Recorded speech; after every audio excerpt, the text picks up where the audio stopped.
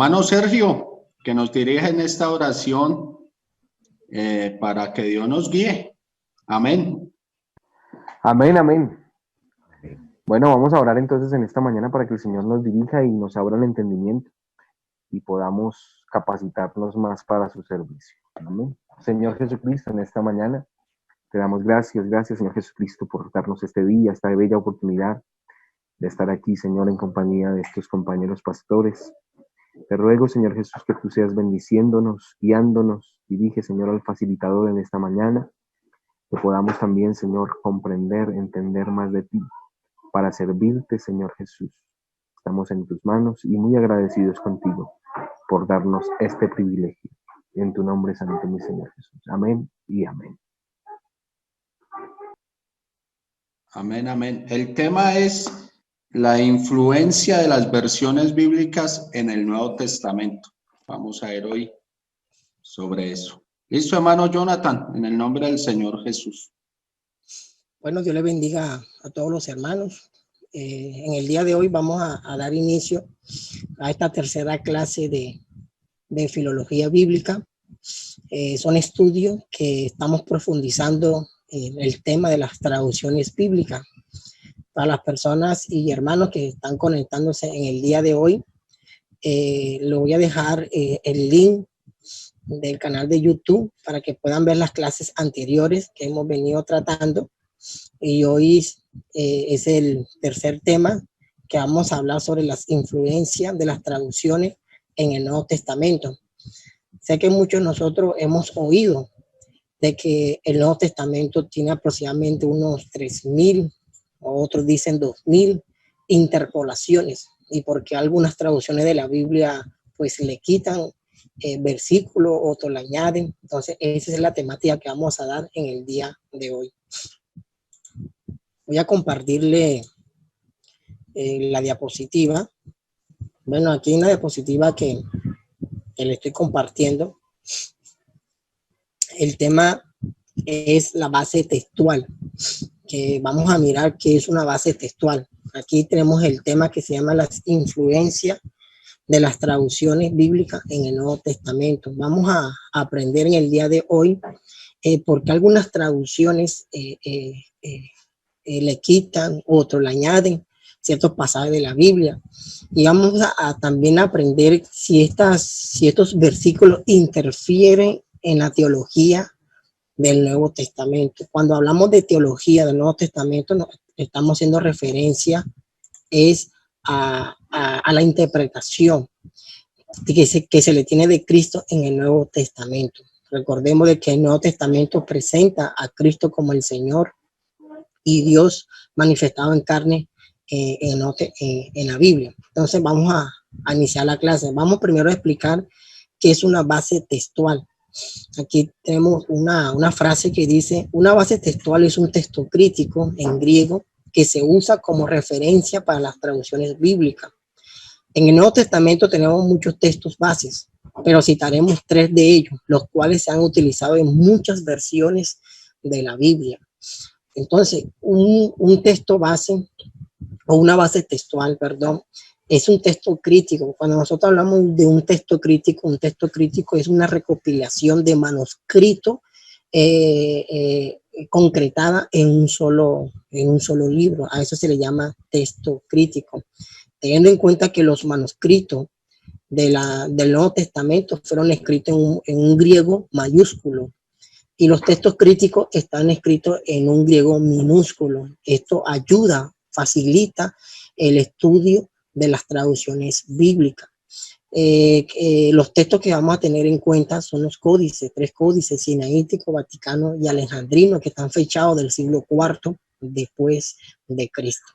Entonces vamos a mirar qué es una base textual. Cuando nosotros estamos citando un texto diciendo, ¿no?, que este texto en el griego dice así, entonces hay que tener en cuenta qué base textual estamos utilizando del griego. Entonces vamos a citar 3 que son las más usualmente utilizadas en las traducciones bíblicas. Entonces el primer texto que tenemos es el texto Receptus. La palabra texto recepto significa el texto recibido o el texto aceptado. Un holandés llamado Erasmo de Rotterdam, en el siglo XV después de Cristo, publicó a marcha forzada su propia edición del Nuevo Testamento en griego en el 1516, que fue todo un éxito editorial. Erasmo de Rotterdam fue uno de los primeros críticos de griego, de traducción bíblica, que hizo el primer texto de unas recopilaciones, no de unos manuscritos antiguos, sino manuscritos que él tenía a la mano en aquel momento. Estamos hablando, recordemos, de las dos familias textuales que hablamos en la clase anterior, que son el griego alejandrino y el griego bizantino. El griego alejandrino es un griego hecho en mayúsculo, y el bizantino ya es un griego minúsculo, pero más elocuente, más culto, más estructurado, hablando gramaticalmente. Entonces, éramos Rotterdam en este año, en el 1469, donde hace su primera publicación en el 1516. Este hombre hace un texto crítico, hace una recopilación de todos los textos manuscritos griegos y lo coloca en un solo tomo.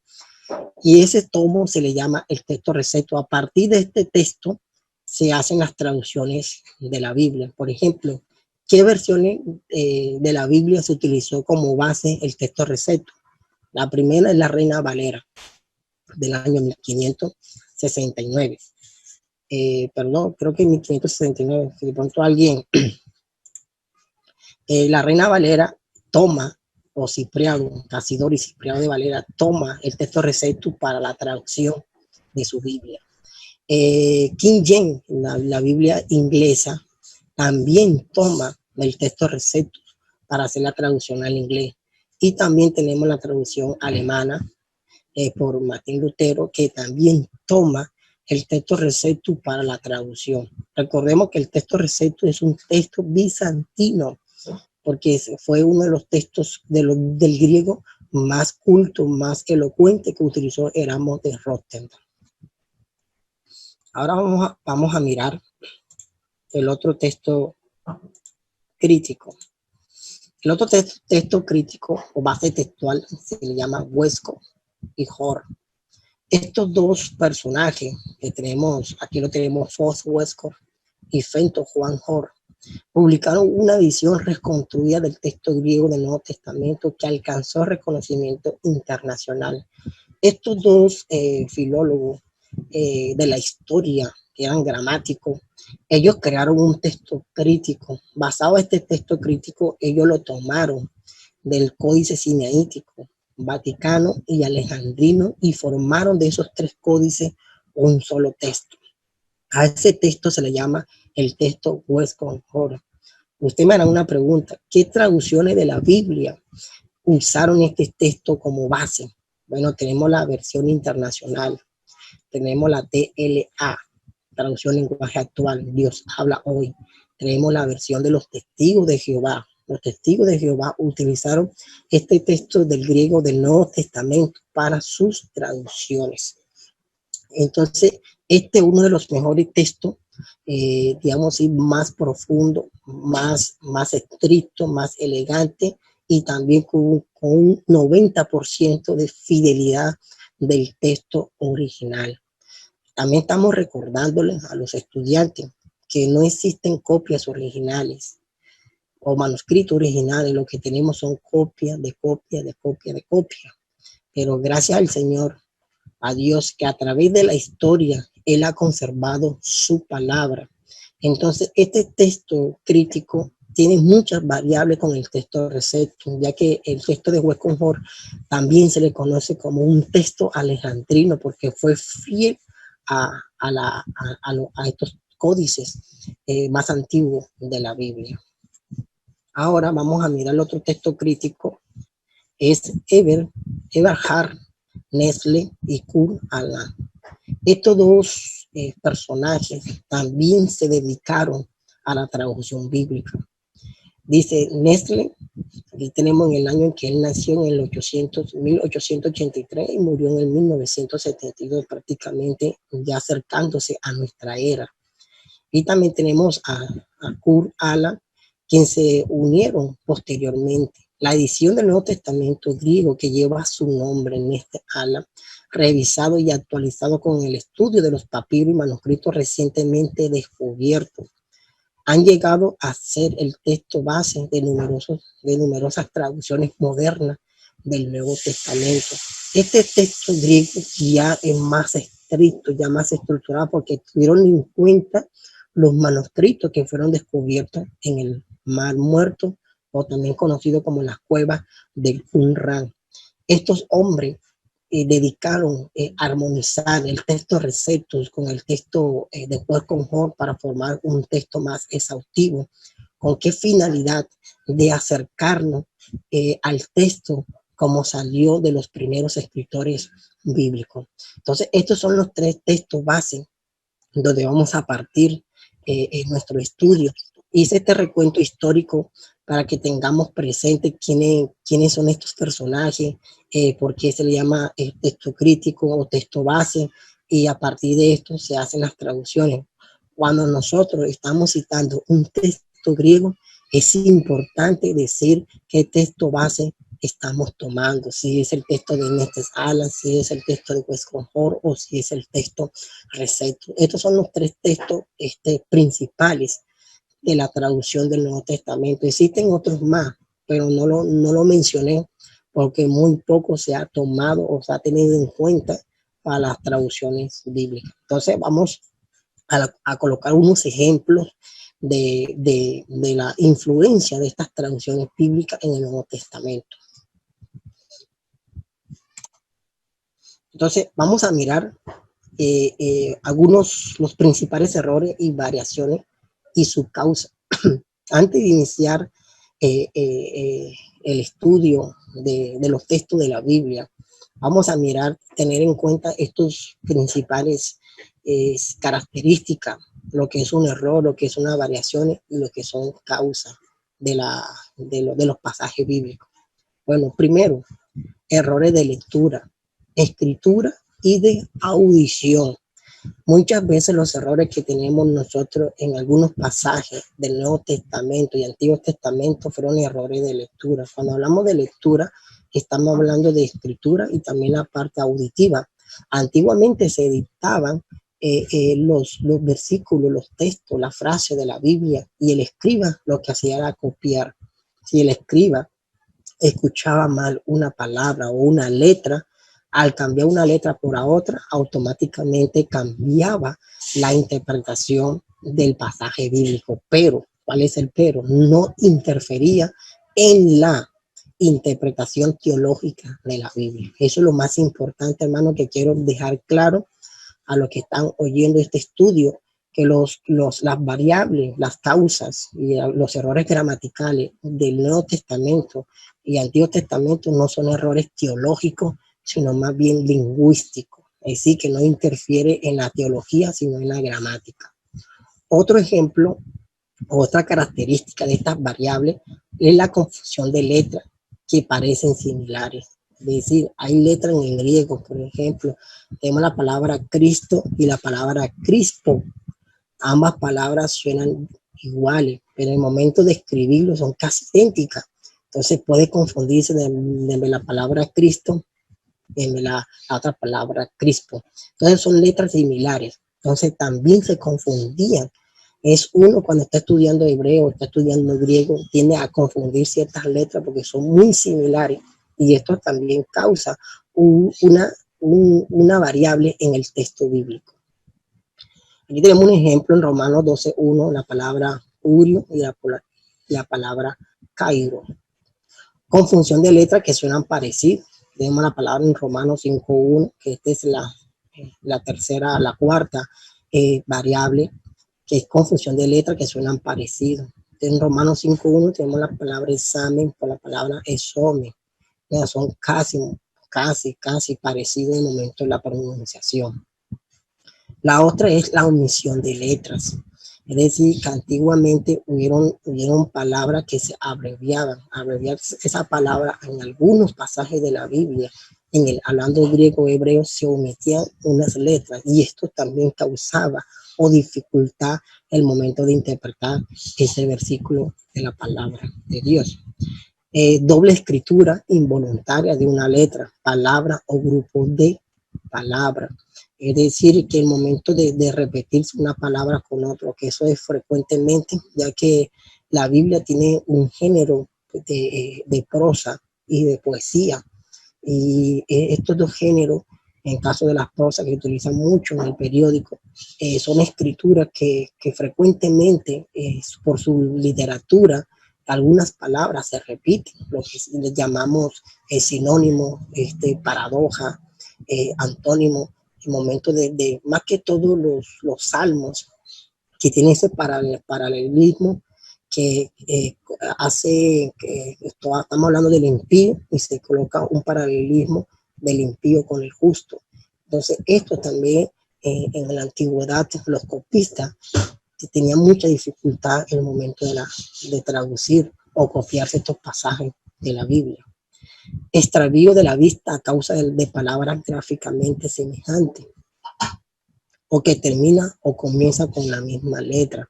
Esto también dificultaba mucho el momento de la interpretación, que estaba muy cansado.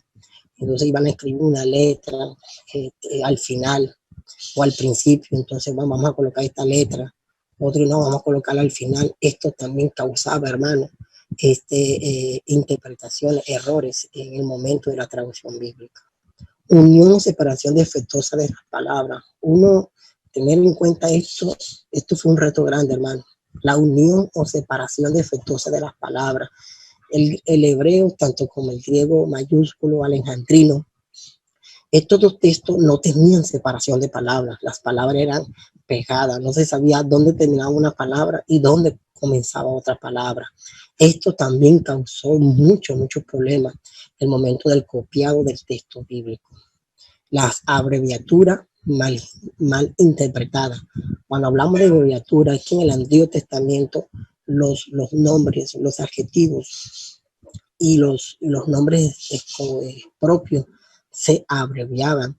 Esto también causaba malas interpretaciones en el Antiguo Testamento.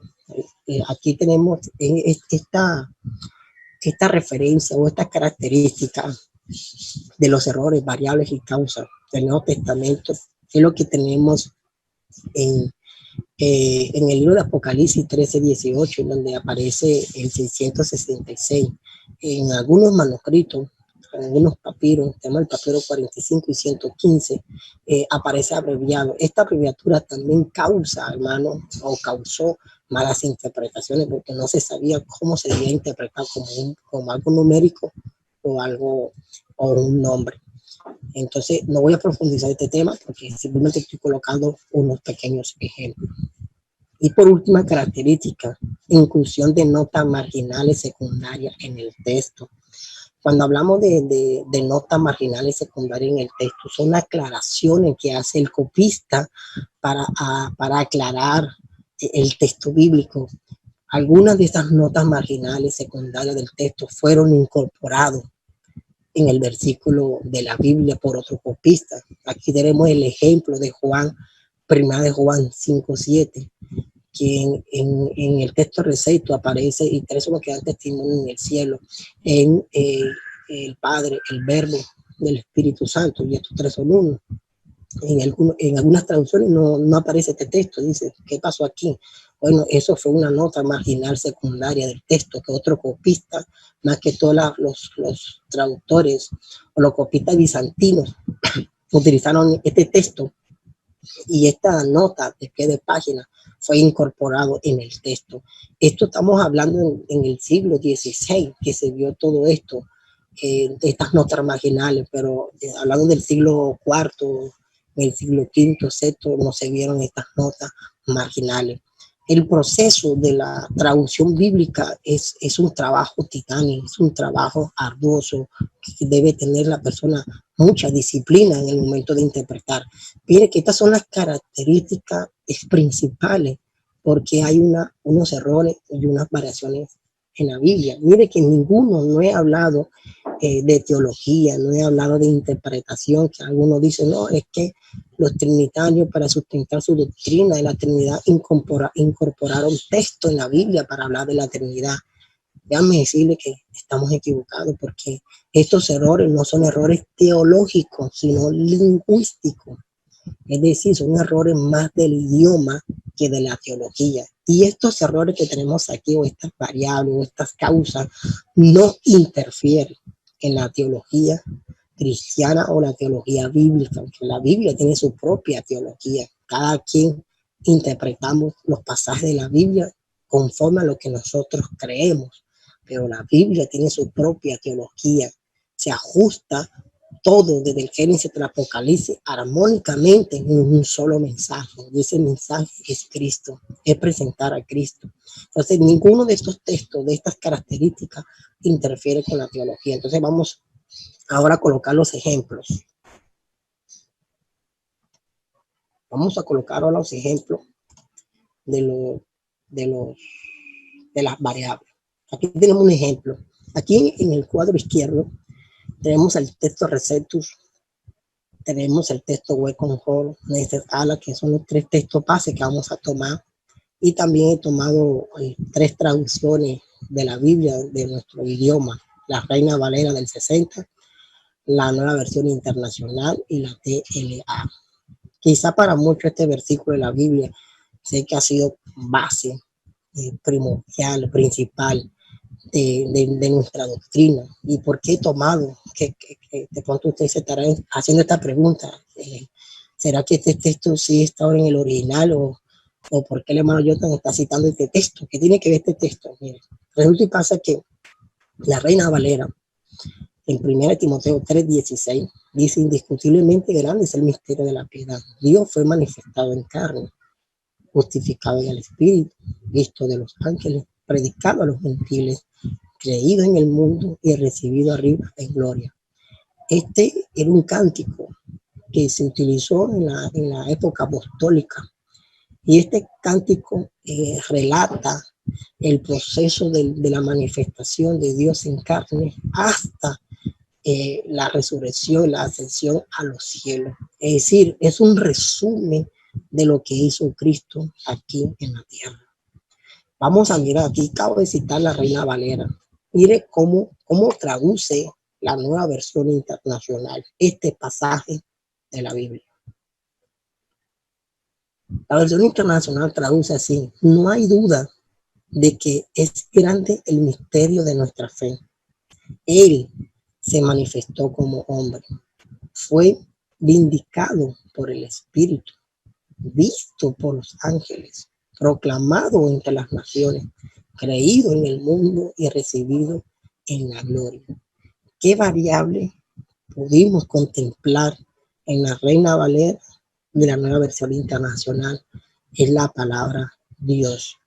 En la Reina Valera encontramos que dice Dios fue manifestado en carne, pero en la versión internacional tenemos que dice que Él se manifestó como hombre.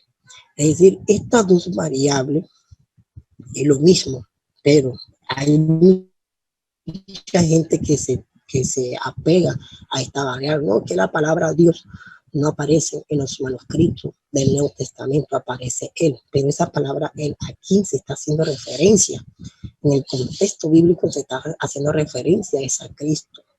Pero aquí surgiría un problema en cuanto al lector, no en cuanto al texto bíblico, porque el texto bíblico está haciendo una aclaración, esto es una confirmación de que Cristo es Dios manifestado en carne, porque está hablando, Él se manifestó como hombre, haciendo referencia a Cristo. Esto nos está indicando este cántico de que Él tuvo un origen antes de venir a la tierra. Pero es aquí donde los cristianos interpretan este origen de acuerdo a lo que creen. Algunos dicen que como Él tuvo un origen divino en el cielo, no en la tierra, porque está hablando de una manifestación como si Él tuviese una existencia. Entonces, si yo soy trinitario, interpretaría de que Él tuvo su existencia en el cielo. Pero si yo soy una persona que cree en un solo Dios, estoy interpretando que su existencia no era que Él haya sido creado, sino que Él existe por sí mismo, que Él es Dios, que Él, antes de manifestarse en carne, Él es Dios. Entonces, mire que la teología no interfiere en el pasaje bíblico. La teología más bien está en lo que yo estoy viendo en este pasaje de la Biblia. Ahora vamos a mirar la TLA, cómo traduce esta versión del habla hispana. Mire que la TLA, voy a hacer esta aclaración, es una traducción dinámica. La versión internacional es dinámica y también es textual. Y la Reina Valera es una traducción literal. Entonces, pueden observar que la TLA tiene más palabras. ¿A qué se debe eso? Porque las traducciones dinámicas lo que busca es interpretar el pasaje bíblico. ¿Ya? Ellos no son fieles que si el versículo tuvo 8 palabras, entonces vamos a colocar 8 palabras, ¿no? Eso sería una traducción literal. ¿Qué significa lo que este pasaje es un modismo? Vamos a interpretarlo textualmente. Bueno, eso es una interpretación textualmente. Vamos a colocar más palabras en el versículo bíblico para hacer una aclaración. Eso sería una traducción dinámica. Entonces, mira que la TLA dice, no hay duda de que es muy profunda la verdad de la religión cristiana. Cristo vino al mundo como hombre. El Espíritu lo declaró inocente. Los ángeles lo vieron. Su mensaje se anunció entre las naciones. El mundo creyó en él y fue llevado al cielo y Dios lo colmó de honores. Mire que esta traducción sí tiene un contexto teológico, porque ya me está hablando a mí de Cristo una cosa y Dios otra cosa. Entonces, mire que es la traducción de nosotros que se está aislando de la teología bíblica. Ahora, lo que he citado en este momento son traducciones de la Biblia. Vamos a mirar los textos base. Es importante saber el texto base. Entonces, vamos a partir con el texto receptor.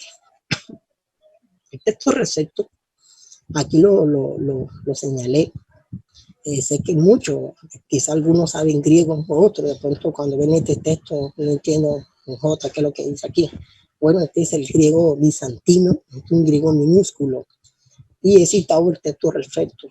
Lo que está en rojo, alcanzan a ver, es la palabra teo. Gritemos teus, efanortes, exarqui.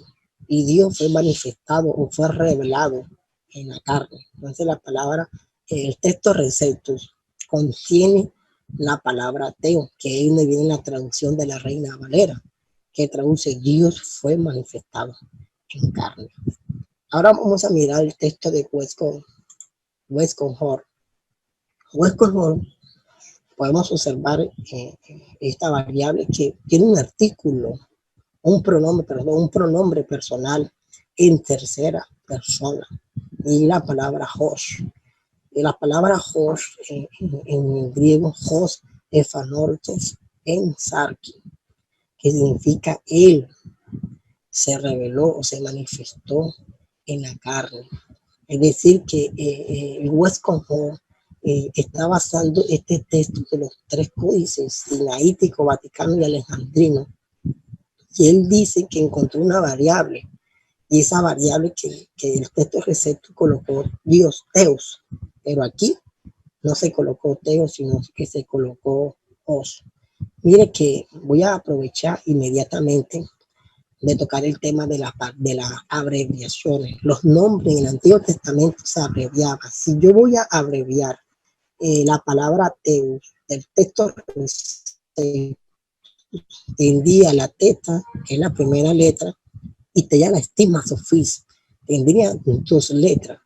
Pero lo que pasa es que la teta antiguamente no se escribía de eso, no se colocaba esa línea horizontal, sino se colocaba una O, una S. El copista podía interpretar esto no como un nombre, sino como un artículo. Y eso fue lo que pasó con el texto, con los códices sinaíticos. Es decir, ¿cuál fue la variable? Obvio que primeramente estaba la O y la S. El copista, es decir, Erasmo de Rotterdam, entendió esto no como un artículo, sino como un nombre. Por eso colocó la palabra teos en vez del artículo él. Pero La pregunta es, ¿esto interfiere en la teología del versículo bíblico? No interfiere en la teología del versículo bíblico, porque el versículo bíblico sigue sosteniendo de que Dios se manifestó en carne, de que Cristo tuvo un origen antes de manifestarse en carne, ya Él existía. Entonces mire que el versículo no está interfiriendo en la teología. Y vamos a editar el último texto crítico, que es este ala. Este ala también está a la par al texto crítico Westcott Hort. En este ala también, esto es otro texto crítico, pero este también está basado en los manuscritos qumránicos.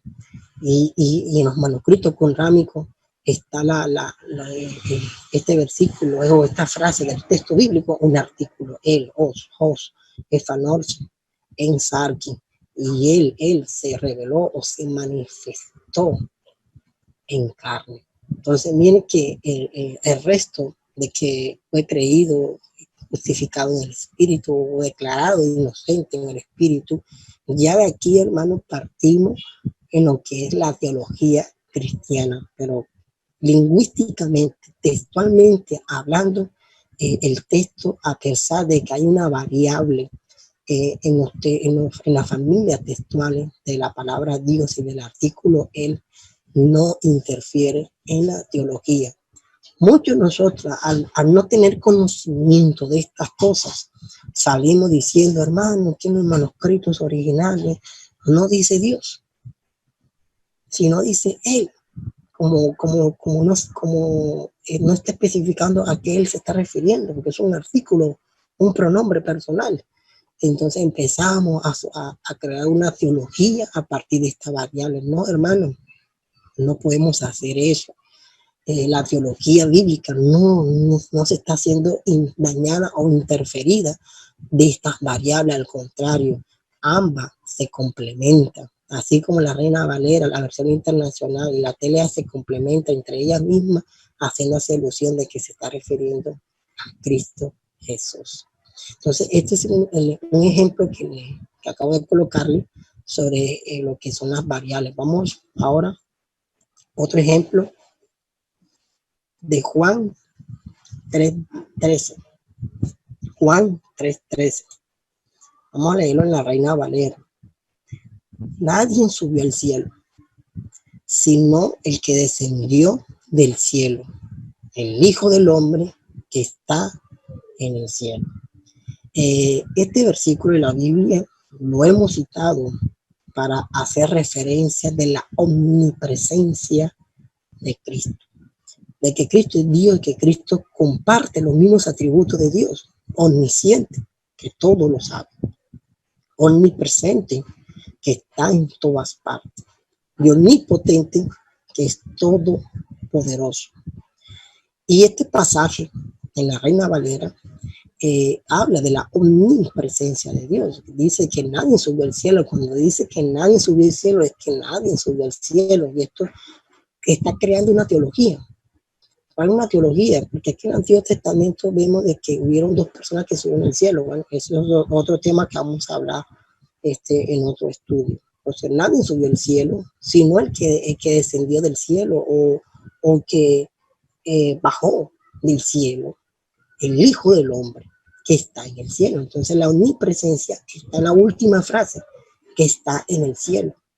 Esta frase de la Reina Valera, que acabo de subrayar, en algunas versiones de la Biblia no está. Entonces vamos a citar la versión internacional. Versión internacional. En la versión internacional dice, nadie ha subido jamás. Es decir, esta traducción, como es dinámica textual, tiene las dos. Nadie subió jamás al cielo, es decir, es muy tanjante en la interpretación del griego al español, sino el que descendió del cielo, el Hijo del Hombre. Mire que este versículo no tiene la última terminación, como la Reina Valera, que es la palabra que está en el cielo. Es decir, la versión internacional omite esta frase de este versículo. ¿Y qué significa eso, hermano?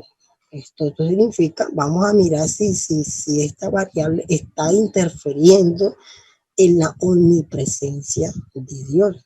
este versículo, a pesar de que el pasaje de la Biblia no está, que está en el cielo, no quiere decir que está negando la omnipresencia de Dios, sino que la versión internacional es una versión que más se acopla a lo que son los textos antiguamente, como el sinaítico, vaticano y alejandrino.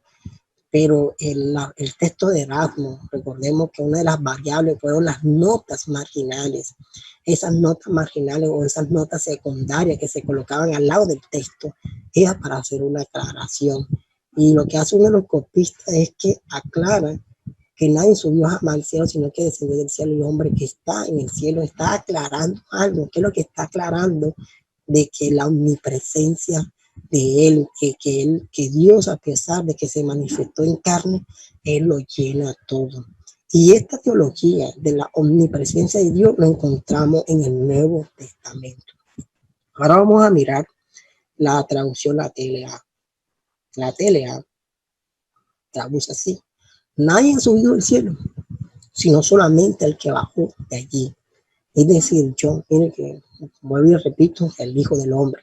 Esta traducción trata de acoplarse a la interpretación, al mensaje de la palabra de Dios. Entonces, mire que la versión de la TLA tampoco contiene la última frase que está en el cielo.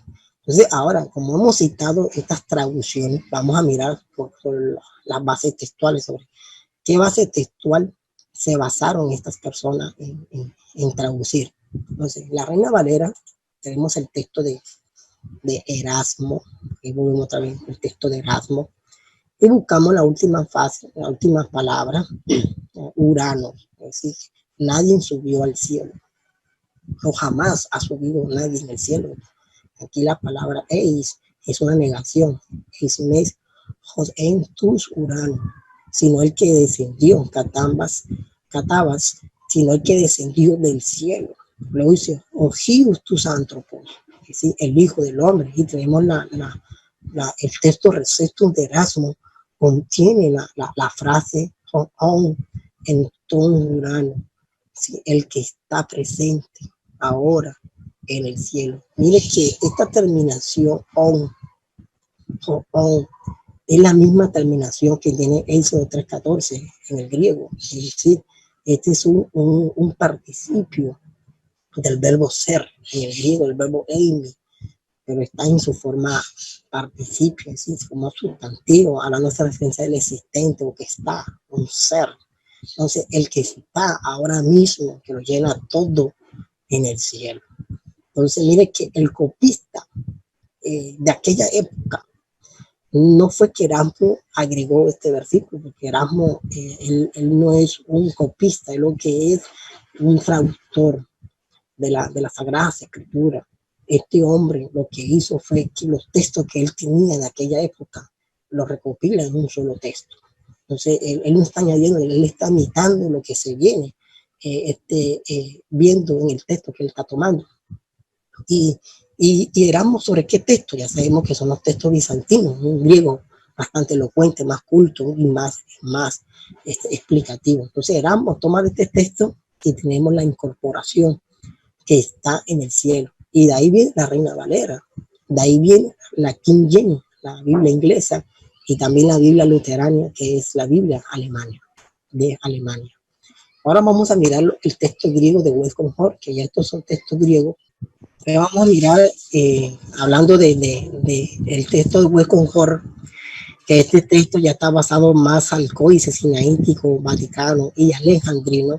Él, en el momento de hacer el texto crítico, igualmente que Erasmo de Rotterdam, estos dos filólogos, ellos no colocaron la última frase que está en el cielo, sino que dejaron Hostius Antropos, el Hijo del Hombre. Hasta ahí termina el texto, es decir, nadie subió al cielo, sino el que descendió del cielo, el Hijo del Hombre. Hasta ahí llega el versículo bíblico. Es decir, la versión internacional, la TLA, tomaron del texto crítico de Westcott Hort para hacer su traducción del Nuevo Testamento. Y obvio que esto tiene que confirmarse con los códices de la Biblia. Y sí, en los códices tampoco aparece la última frase.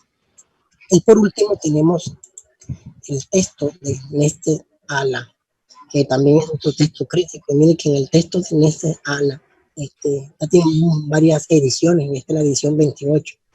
En esta edición 28 tampoco aparece la última frase junto con Urano, es decir, que está en el cielo, sino también termina con Kyrios Santos, que está el Hijo del Hombre. ¿Qué significa esto, mi hermano? Como ya hemos visto la variable de estos pasajes de las Sagradas Escrituras, ninguno de ellos, esto no quiere decir, hermano, que se niegue la omnipresencia de Cristo. Las versiones modernas lo que están haciendo es ser fiel al texto, como salió del escriba o el escritor agiógrafo de aquella época. La palabra agiógrafo significa escrito sagrado, es el puño de los del copista, en este caso del evangelista de Juan, el evangelio de Juan. Entonces, ¿qué podemos nosotros observar aquí? Estos textos de la Reina Valera no interfiere en la traducción, en la interpretación. Sé que muchos de nosotros hemos dicho, no, hermano, que no cite Juan 13:13, porque en algunos manuscritos, incluso algunos se atreven a decir que es el original. No podemos ser original porque tenemos dos variables.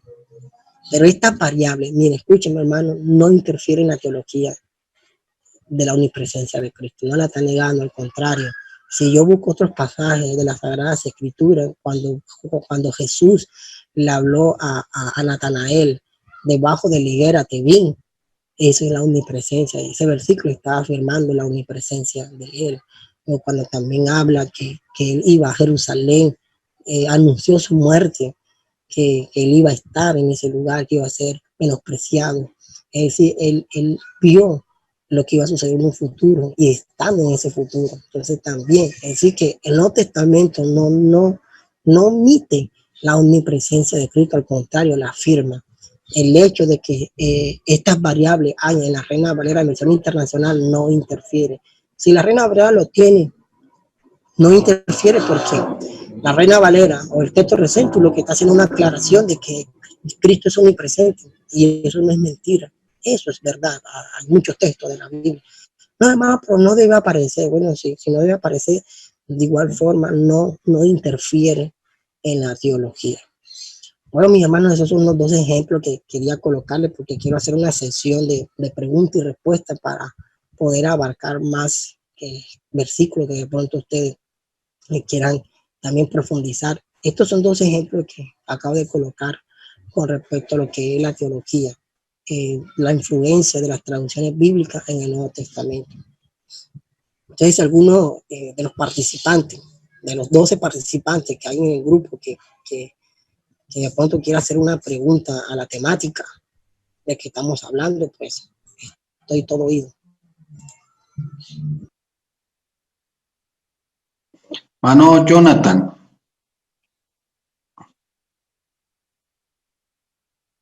Dígame, hermano Johnny.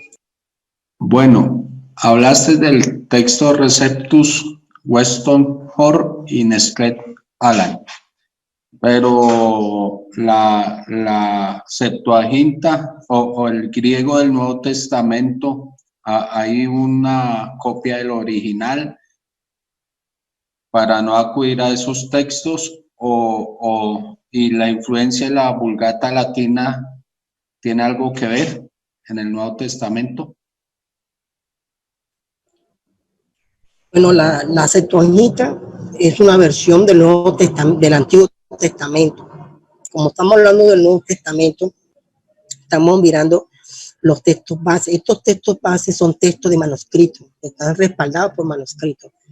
En el caso del texto recepto, está respaldado por un texto griego, que ese texto griego se conoce el texto de Efarnatus, que este texto crítico o este manuscrito está fechado del siglo XII, del siglo XII, después de Cristo, que fue el texto que tomó Erasmo de Rotterdam.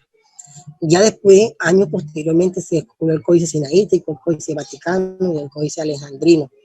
Y estos códices ya, el texto web confort y en este ala ya se basaron a este texto. Cuando hubo el descubrimiento de los manuscritos qumránicos, llegan estas alas y hacen un texto crítico para enriquecer más el pasaje bíblico. Entonces, la Vulgata Latina en el Nuevo Testamento sí tuvo también su influencia teológica, ya que algunos pasajes de la palabra de Dios tienen su influencia teológica. Entonces, como estamos colocando ejemplos de los textos base, de cómo estos textos críticos se hace la traducción, y el ejemplo que estoy colocando es que la teología bíblica no se ve alterada.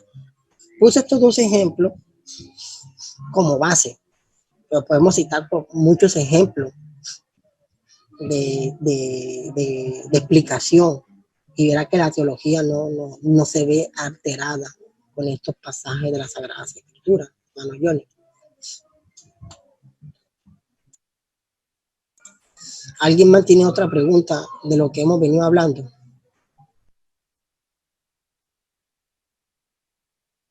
Estoy abriendo una sesión de preguntas y respuestas, hermanos, si de pronto tienen otra inquietud o sobre otro pasaje de la Biblia que usted conozca, que de pronto ha oído o ha escuchado, de que eso de pronto no es así. Yo tengo una preguntita, hermano. ¿Está bien desacreditar las versiones que usted está tomando para darnos a entender muchos aspectos importantes? Porque creo que ese es uno de los errores en los cuales caen muchos predicadores, en desacreditar, y en especial la versión Valera 1960. Yo considero que no hay coherencia, pero está bien desacreditarla, está bien afirmar que hay errores. Quiero oír su opinión. Bueno, como traductor bíblico, no hay que desacreditar las versiones, no hay que desacreditarlas. Ya esto es algo más comercial. Es un tema comercial. ¿Por qué comercial? La Reina Valera es la versión que más se está imprimiendo del habla hispana. Y cuando se va a traducir una Biblia a otro idioma, se tiene como base la Reina Valera. Entonces, el comercio queriendo introducir en el mercado cristiano, otras versiones, ellos han venido desacreditando la Reina Valera para poder vender su versión. Pero mire que en el momento de que ellos venden esta versión, dicen no, que la versión internacional es mucho mejor que la Reina Valera porque esta no tiene errores. No podemos decir eso, porque no podemos desacreditar una versión por otra versión, porque la Biblia es palabra de Dios. Las versiones se complementan una de la otra. ¿Por qué la Reina Valera es una de las versiones más traducidas en el mundo? Porque esta traducción es literal, es decir, dejó el texto intacto. Más que en la versión internacional, el momento de traducir o omitir ciertos pasajes de la Biblia, ¿sí? Es fiel a la traducción, pero el pero sería el contexto teológico. ¿Qué hay del contexto teológico? ¿Qué hay de la sintaxis de los idiomas? Entonces, ahí es donde viene la Reina Valera a hablar. De pronto, usted leyó un texto de la Reina Valera que de pronto un modismo se tradujo literal. Bueno, la versión internacional le va a ayudar a interpretar ese modismo. Y la TLA le va a dar un enfoque ya más claro con términos y palabras que nosotros utilizamos hoy en día. Entonces, ¿qué estamos viendo aquí? Estas versiones se están complementando una de la otra, pero en ningún momento ninguna de las tres versiones ha interferido con la teología bíblica. Entonces, sí podemos utilizar en nuestros estudios estas versiones de la Biblia. ¿Alguien tiene otra pregunta? Bueno, como no quieren hacer preguntas, yo voy a hacer preguntas. No, espere, Jonathan, voy yo.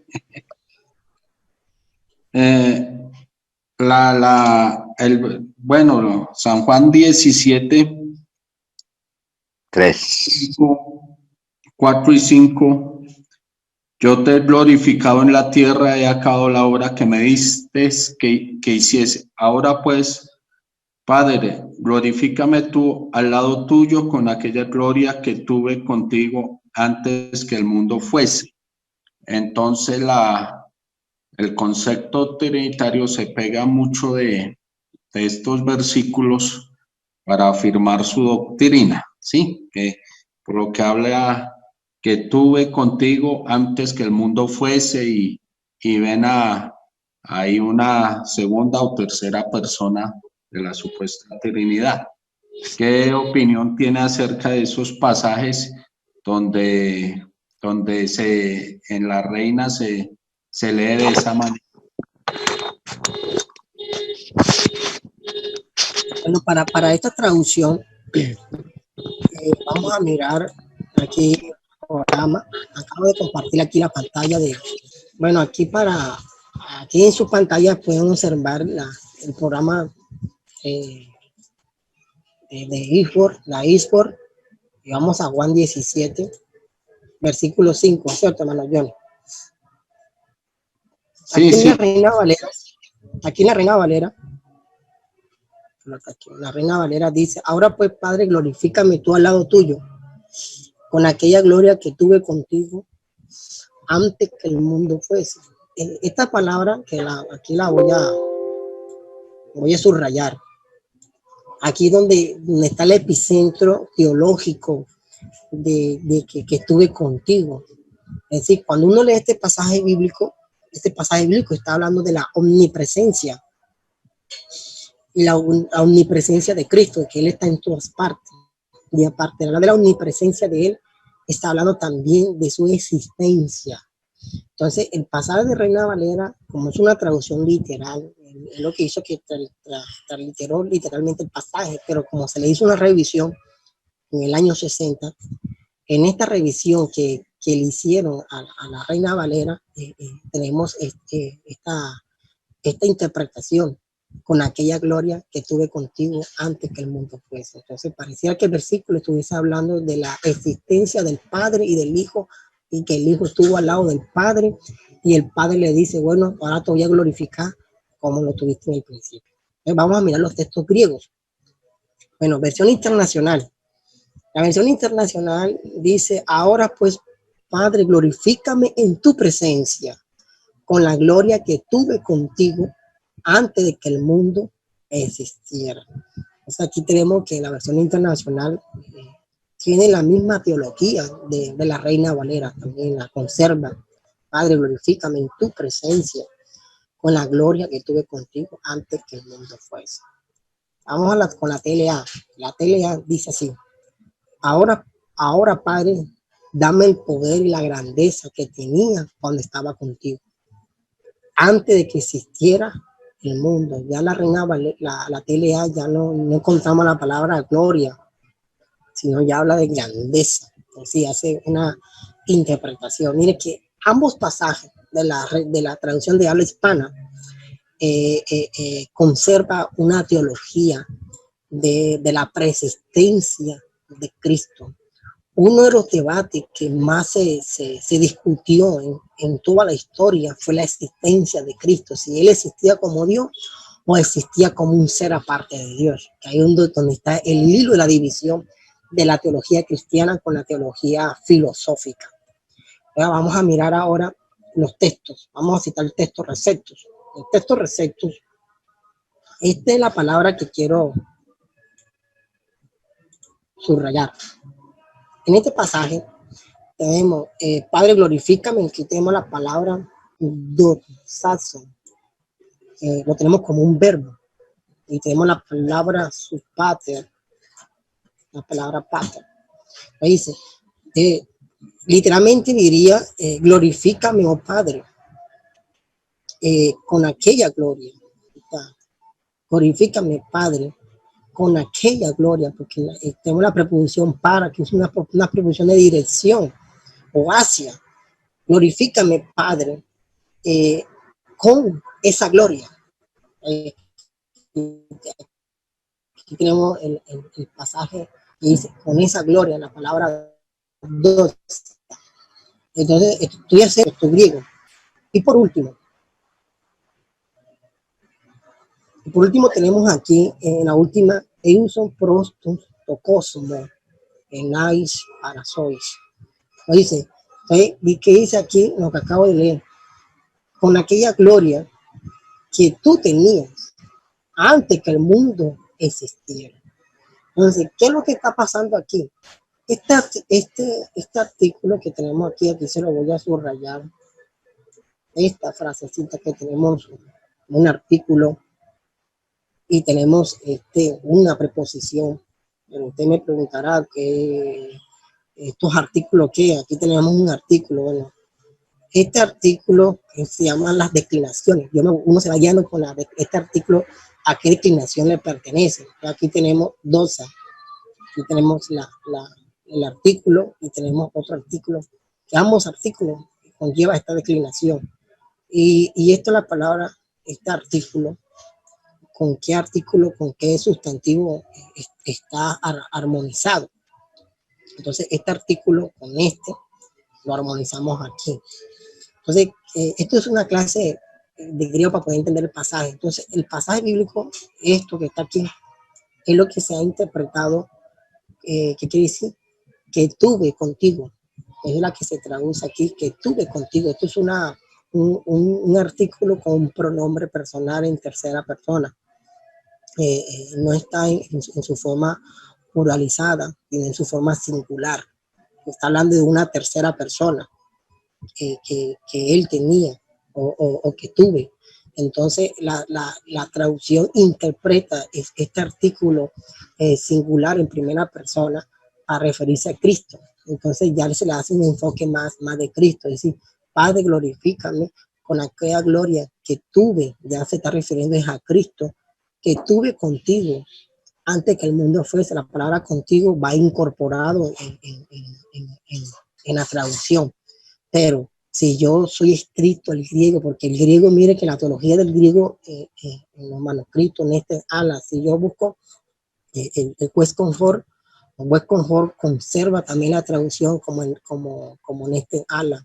Si vamos a la traducción de este ala, lo mismo, la traducción de este ala, perdónenme buscar aquí la traducción de este ala, también dice lo mismo, es decir, se mantiene la teología se mantiene. Debe compartirle, se mantiene la teología. Entonces, ¿qué es lo que estamos observando aquí? Que el texto griego de este pasaje bíblico quiere decir, ¿cómo diría la traducción? Mira cómo diría la traducción. Padre, que es el sujeto, glorifícame con aquella gloria, mira, que tú tenías o que él tenía antes que el mundo fuese. Entonces, ¿qué era lo que existía antes que el mundo fuese? La gloria. ¿Y cuál es esa gloria que está hablando el evangelista Juan? Es la gloria de Juan 1:14. No podemos sacar la gloria como nosotros lo interpretamos, hermano. Una palabra gloria es la que habla Isaías, que yo, Jehová, y a ninguno daré mi gloria. No, esa gloria que habla Isaías se está refiriendo a la gloria de la grandeza, de su poderío. Pero aquí en Juan, la palabra dosa tiene un campo semántico. Esa gloria es la que habla Juan 1:14, y el verbo se hizo carne. Y vimos su gloria, la gloria del unigénito del Padre, lleno de verdad y de misericordia. Entonces, ¿cuál es esa gloria que el Padre tenía antes que el mundo fuese? La manifestación de Él en carne. Y eso es lo que Cristo está hablando aquí. Glorifícame, Padre, con aquella gloria que tú tenías antes que el mundo fuese. Es decir, dar a conocer a todas las personas, a todo el mundo entero, que yo soy tu manifestación en carne. Entonces, mire que eso es lo que conlleva la teología de los textos griegos. ¿Alguna pregunta, hermano?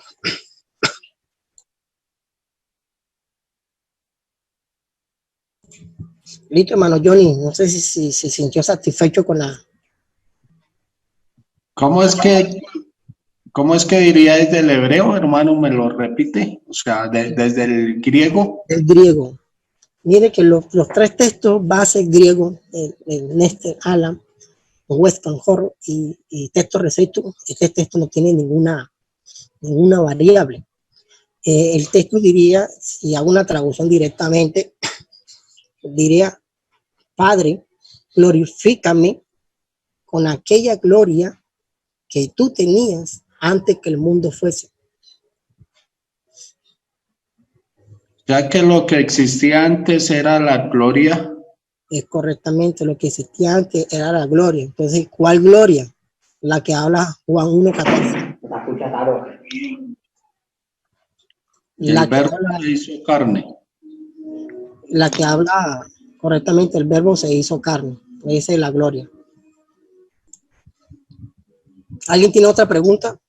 Hermano Jonathan, es que yo he escuchado en algunas ocasiones que dicen que en Mateo 28:19 ese texto lo adulteraron, está adulterado ese versículo. ¿Qué nos dice usted sobre eso? Mateo 28:19. Bueno, con respecto a Mateo 28:19, ya en algunos estudios, vamos una vez a aprovechar aquí. Voy a citarle este programa, permíteme compartir este programa, hermano, que es uno de los programas de traducción bíblica, BibleWord. Buscamos Mateo 28:19. Aquí tengo, miren, usted puede ver todos estos textos que tengo aquí, son textos Néstor Ala. Aquí tenemos este análisis que vamos perdón, aquí lo tenemos. Este es un texto griego de Néstor Ala. Aquí tenemos un texto griego de la versión Ala, pero la edición 28. Tenemos el texto bizantino. Tenemos aquí automáticamente tenemos el texto de Estefanos, que también es un texto bizantino. Tenemos el Nuevo Testamento en hebreo, la Nova Latina, que la Nova Latina fueron las primeras versiones latinas que se utilizó antes que San Jerónimo creara la Vulgata Latina. Tenemos la Vulgata Latina, la Reina Valera, a la edición 28, tenemos el texto bizantino y por último tenemos Weston Hort, o el texto recepto. Entonces, en Mateo 28:19, en estos pasajes, hermano William, tenemos la palabra, aquí está, mire, lo voy a subrayar para que usted alcanzan a ver. Hoy tenemos la palabra topatro, que tagiu desmato. También que aparece Padre, Hijo y Espíritu Santo. Si yo voy a mirar la Vulgata Latina, tenemos también Patris y Filis, Espíritu Santo. Dice Padre, en el nombre del Padre, del Hijo y del Espíritu Santo, lo tiene. Y vamos a leer Néstor Ala, que es un texto del manuscrito cunrámico. También encontramos la palabra topatro, que toagiu desmato. Y tenemos Padre y Espíritu Santo. Vamos con Weston Hort. Con Weston Hort también tenemos, miren, topatro, que toagiu desmato. Y el texto recepto de Erasmo también tenemos topatro, que toagiu desmato. La versión internacional traduce. Entonces, ¿qué podemos concluir, hermano William? Que este texto no es un texto variable, este texto no tiene variables, concuerda con todos los textos críticos que existen hoy en día y lo que se han descubierto. Entonces, estos textos sí afirma de que el Padre y el Espíritu Santo sí están originales. Ahora vamos a mirar los manuscritos de la Biblia y vamos a citar el códice sinaítico. Aquí en sus pantallas pueden ver el códice sinaítico. Lo que tenemos aquí es lo que yo estoy señalando. No sé si alcanzan a ver lo que estoy señalando en mi mano derecha. Si alcanzan a ver, mis hermanos. Aquí tenemos una abreviación, así se abrevian los nombres. Tenemos la P, la R y la estigma sofí, topatro. Aquí dice Padre, que autonoma. Tenemos la palabra Gius, que también está abreviada, que significa hijo. Y tenemos la palabra agio desmato. El Espíritu Santo aparece abreviado aquí. Lo tenemos abreviado. Miren que en los manuscritos de un códice del siglo IV sí aparece Padre y Espíritu Santo. Conclusión, hermano William, no es un texto variable. En los manuscritos ese texto está intacto. ¿Otra pregunta? Listo, hermano, gracias. Hermano, una preguntita que te da, por ejemplo, cuando habla la palabra Biblia, ¿desde qué tiempo es ese eterno Biblia, no? ¿Siempre se ha llamado Biblia o tiene, o ese nombre lo colocaron en la traducción? Cuénteme, hermano, no le escuché su pregunta.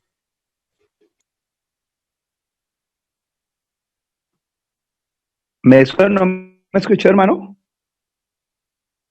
Repítame la pregunta que no le. Hermano, el nombre Biblia, la palabra Biblia, ¿desde qué tiempo aparece registrada? Bueno, la palabra Biblia, eso es un término, vale la redundancia que voy a hacer, de la Biblia. Cada vez que usted encuentra la palabra libro, la palabra libro, rollo en la Biblia, se está refiriendo a la palabra griega Biblia. Entonces, por ejemplo,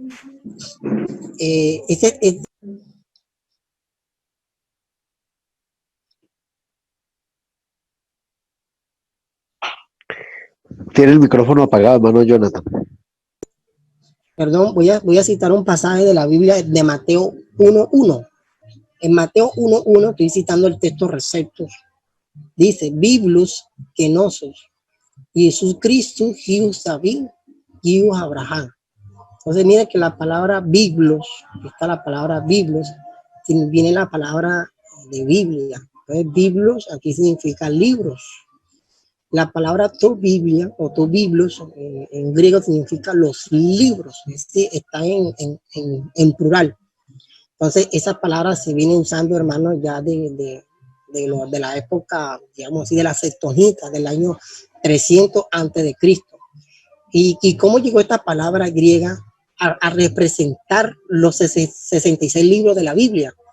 Bueno, esa palabra se incorporó en el siglo IV después de Cristo. Ya se dejó de usar la palabra las Santas Escrituras y en vez de esta palabra se empezó a usar la palabra Biblos, es decir, los libros agios, los libros sagrados, hasta que llegó a nuestra época. La palabra Biblia ya está representando los 66 libros de la Biblia.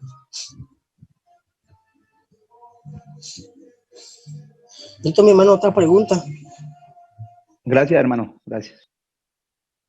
Hermano Jonathan, tengo otra pregunta. Pues yo sé que ya usted contestó con respecto a Mateo 28:19.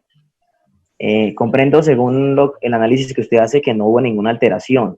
Es decir, que al parecer la copia según esos tres textos que estamos analizando, Receptus, Westcon y Mestre Alan, realmente no hubo una alteración.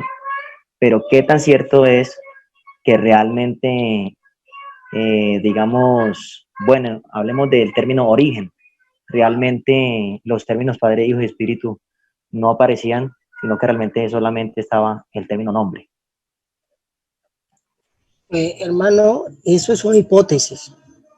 ¿Por qué es una hipótesis? Porque no hay un argumento lingüístico ni arqueológico de lo que se está diciendo. ¿De dónde salió la hipótesis? Yo sí le puedo explicar de dónde salió la hipótesis de que Mateo antiguamente decía en mi nombre, por el paralelismo o los evangelios sinópticos, el paralelismo de Lucas. Lucas termina la comisión diciendo y que se predique en su nombre el arrepentimiento y el perdón de los pecados. Y ahí la palabra onomatis significa mi nombre, que dice que concordando con el paralelismo de Marcos, que Marcos también termina y que si se han bautizado en mi nombre, el que creyere y fuere bautizado será salvo, el que no será condenado. Y estas señales seguirán los que creen en mi nombre. Tanto Marcos como Lucas terminan la comisión hablando del nombre, que las señales deben ser en el nombre, el bautismo debe ser en el nombre. Y Lucas habla que el arrepentimiento y el perdón de los pecados debe ser en el nombre. Pero Mateo rompe la armonía sináctica de estos pasajes.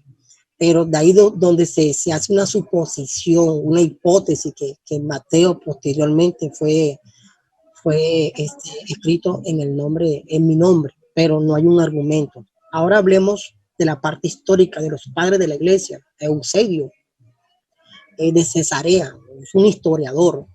Este hombre tenía en aquella época, estamos hablando del siglo IV, había un conflicto teológico. La doctrina de la Trinidad apenas estaba surgiendo y había una división teológica en aquella época. Los cristianos estaban divididos, donde uno decía de que Dios es uno y otro decía que era tres manifestados en carne. Eran tres personas distintas, pero de un solo ser. Eusebio de Cesarea 10 veces citó Mateo 28:19 en mi nombre. 10 veces. Eso usted lo puede encontrar, hermano, en 6 tomos que sacó Eusebio de Cesarea sobre la historia del cristianismo. Eso están en griego, otros están en inglés. No sé si habrá una traducción en español, no sé, hermano. Lo digo es mentira, pero son 6 tomos. En esos 6 tomos, Eusebio 10 veces cita Mateo 28:19 en mi nombre. Y 20 veces, hermano, en esos mismos tomos, cita a Mateo 28:19, tal como aparece en nuestras traducciones. Dice, ¿qué es lo que está pasando con Eusebio? Porque Eusebio citó 20 veces así, porque 10 veces así. Porque Eusebio fue una persona neutral. Fue una persona neutral. Es decir, que muchas veces él apoyaba a los arianos y otras veces apoyaba a la doctrina filosófica cristiana. Tertulianos. Gracias, hermano. Aunque Tertuliano, cuando utilizó la palabra Trinity, no lo utilizó hablando de la Trinidad, sino del verbo, el Padre, el verbo, el Logos y el Espíritu Santo, pero no un enfoque como doctrina trinitaria. Entonces a él se le da como el padre que inventó por primera vez la palabra Trinitis o trinitarismo. Entonces, en esa época, Eusebio fue balanceado en cuanto a la teología. Entonces, hablemos ahora con pruebas, hermano. Arqueológicamente, porque tenemos 2 pruebas, la lingüística y la arqueología. Cuando hablamos de arqueología, son los descubrimientos manuscritos. Entonces, ¿qué manuscrito o qué códice del Nuevo Testamento, Mateo 28, aparece en mi nombre? Hermano, no existe, hermano. No existe. Hablando de la lingüística, si yo hago un estudio lingüístico de Mateo 28:19, concuerda con Marco y Lucas. ¿Por qué concuerda con Marco y Lucas? Porque Mateo 28:19 no dice la palabra los nombres, sino onoma, ¿sí? En el nombre, es decir, está concordado con Marco y con Lucas. Entonces, lingüísticamente hay una armonía. Entonces, ¿qué es lo que está sucediendo aquí, hermano? Que cuando nosotros decimos, porque ¿quién fue quien dijo de que no estaban originales? No fue un pentecostal, no fue un cristiano defensor o apologético de la unicidad, sino un trinitario. ¿Y por qué ese trinitario dijo eso? ¿Por qué está desacreditando ese versículo de la Biblia? Eso tiene una doble interpretación, hermano. ¿Cuál es la doble interpretación? Que la gente desacredita la Biblia. ¿Ya vio? Y eso es lo que se ha causado. Hoy en día en nuestras predicaciones tenemos un problema bíblico. ¿Cuál es el problema bíblico que estamos enfrentando nosotros? Que muchos creyentes no están creyendo en la Biblia, que dicen que la Biblia tiene errores, que eso es pura mentira. Entonces, ya aquí tenemos una problemática que toca es aclarar, defender de que esos errores o esas variables que están en algunas versiones no interfieren con la teología. Entonces, Mateo 28:19, en el texto griego, hermano, esto no quiere decir que esté afirmando una teología trinitaria, al contrario. Mateo 28:19 está afirmando una teología cristocéntrica, que el nombre, si yo soy de judío, porque Mateo le escribe a los judíos, dice tu patro, que tu tío désmato, es decir, y hacer discípulos de las naciones bautizando en el nombre del Señor Jesucristo. Y así fue lo que lo entendieron los judíos de habla griega, o los cristianos, o los judíos que se habían convertido al cristianismo, entendieron el Señor Jesucristo, Señor Padre, Hijo Jesús y Espíritu Santo Cristo, en el Señor Jesucristo. Entonces, mire que el texto está claro, porque es una audiencia judía, no es una audiencia gentil. Pero ¿qué pasó con la filosofía? La filosofía se introduce en el texto. Y esto lo que causa es una interpretación teológica, más no una interpretación lingüística. Por eso se concluyó, hermano, con todo eso, que la falsa doctrina no son versículos mal interpretados, o no son versículos mal traducidos, sino mal interpretados. Mateo 28 no fue un versículo mal traducido, sino mal interpretado. Y eso es lo que es una falsa doctrina, interpretar erróneamente un pasaje de la Sagrada Escritura. Eso es lo que dice la historia, hermano, eso es lo que dice la arqueología y los hallazgos que se tienen hoy en día. El resto, Hermano Jonathan, le agradezco mucho esa última parte, todo, pero quiero precisar esta última parte en cuanto a la parte lingüística, la parte filosófica. Un solo comentario adicional. Un gran predicador cita una versión y obviamente con un comentario, como usted lo manifestó al principio de la exposición, de las variaciones y las causas en cuanto a la inclusión de notas marginales secundarias en el texto.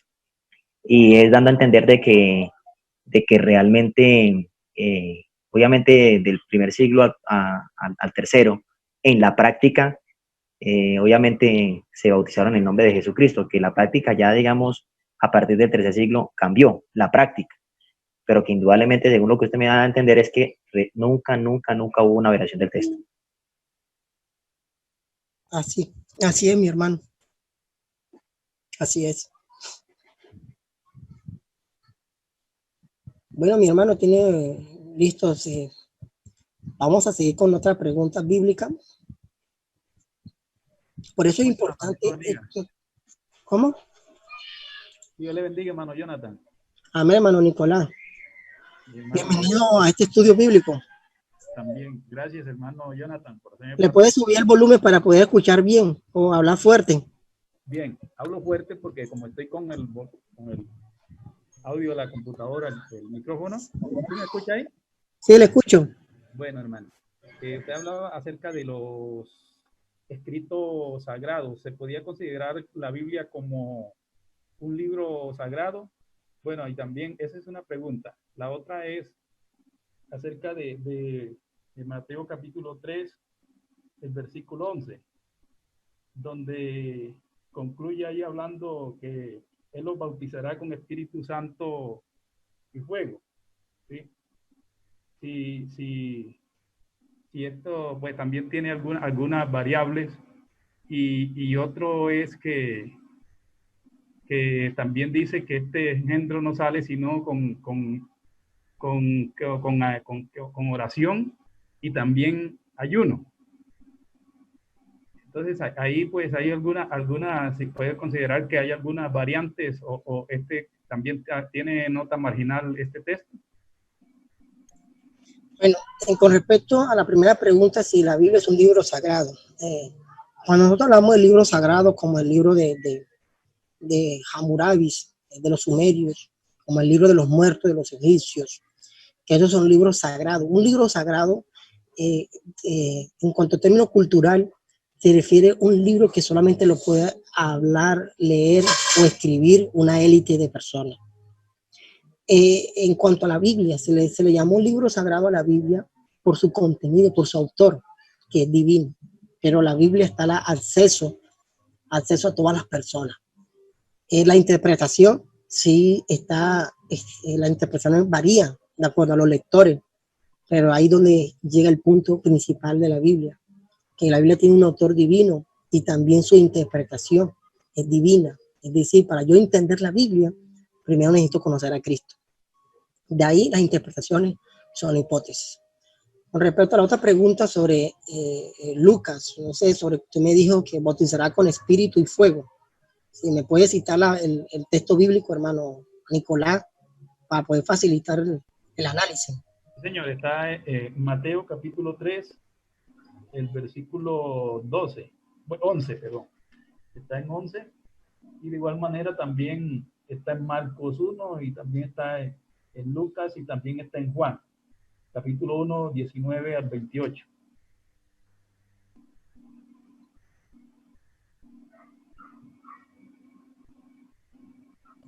Muchas gracias, hermano Nicolás. Aquí tenemos Mateo 3:11. Dice, yo la verdad os bautizo en agua para arrepentimiento. Para el que viene tras de mí, cuyo calzado yo no soy digno de llevar, es más poderoso que yo. Él os bautizará en Espíritu Santo y fuego. ¿Qué es lo que vamos a hacer primero, hermano? Como nosotros no conocemos de griego, primero vamos a mirar las versiones que hemos citado, la internacional y la TLA, y vamos a mirar que si hay variables en estas traducciones. Versión internacional. Dice, yo los bautizo a ustedes con agua para que se arrepientan, pero el que viene después de mí es más poderoso que yo, y ni siquiera merezco llevarle las sandalias. Él los bautizará con Espíritu Santo y con fuego. En la versión internacional aparece la palabra fuego. La TLA, yo los bautizo a ustedes con agua para que demuestren a los demás que ustedes ya han cambiado su forma de vivir, pero hay alguien que viene después de mí y que es más poderoso que yo. Él los bautizará con Espíritu Santo y con fuego. Yo ni siquiera merezco ser su esclavo. Entonces, miren que en las tres traducciones del habla hispana aparece la palabra fuego. Aparece la palabra fuego, es decir, no tenemos alguna variable. Bueno, aquí el hermano Nico, Marco 1:8. Entonces, miren que hablemos el texto receptus. En el texto receptus, aquí la palabra humá baptizas, baptices, eunesmatis, agius, que puris.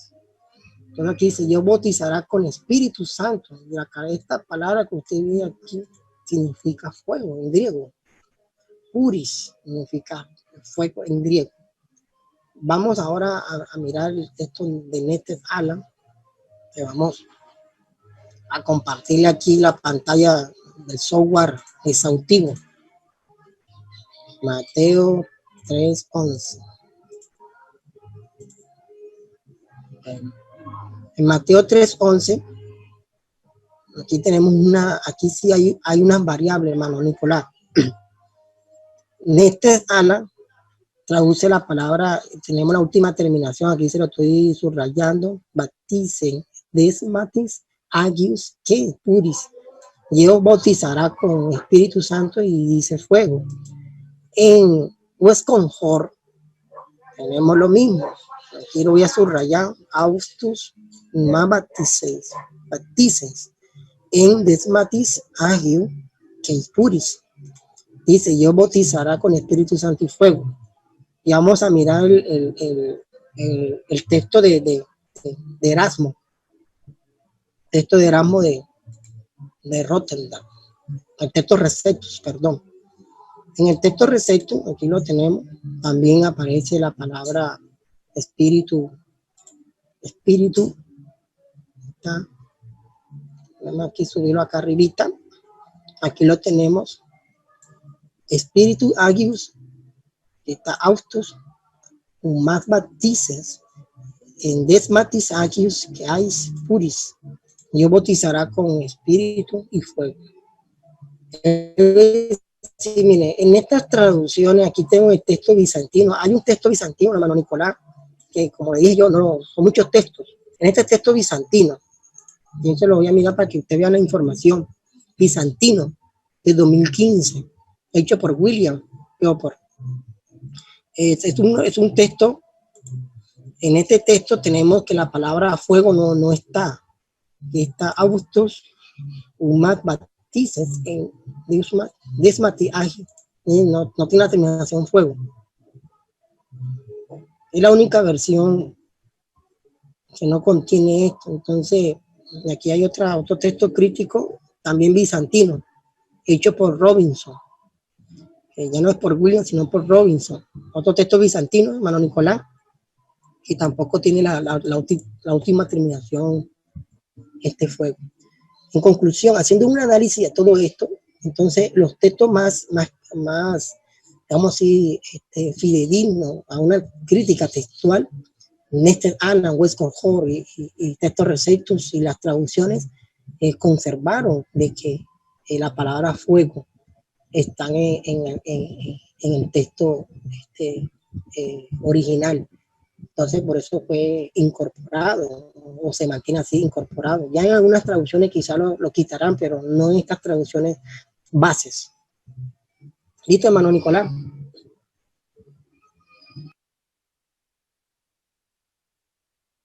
Sí, señor. Gracias, hermano Jonathan. Listo. ¿Alguien tiene otra pregunta? Este género, en Marco 1:8. Vamos a Marco 1:8. Vamos a Marco.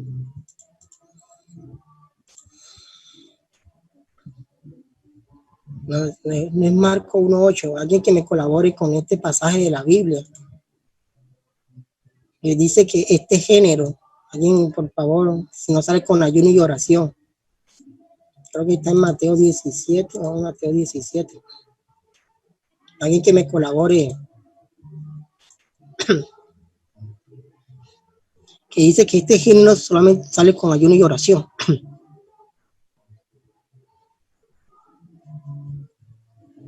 21. ¿Están ahí, mis hermanos? Sí, sí, sí, yo estoy aquí. Aquí estoy, estoy buscando. Mateo 17:21, Mateo 17:21. 21. Listo, regálame un segundito que estoy buscando. Mateo 17. Un segundito, mis hermanos.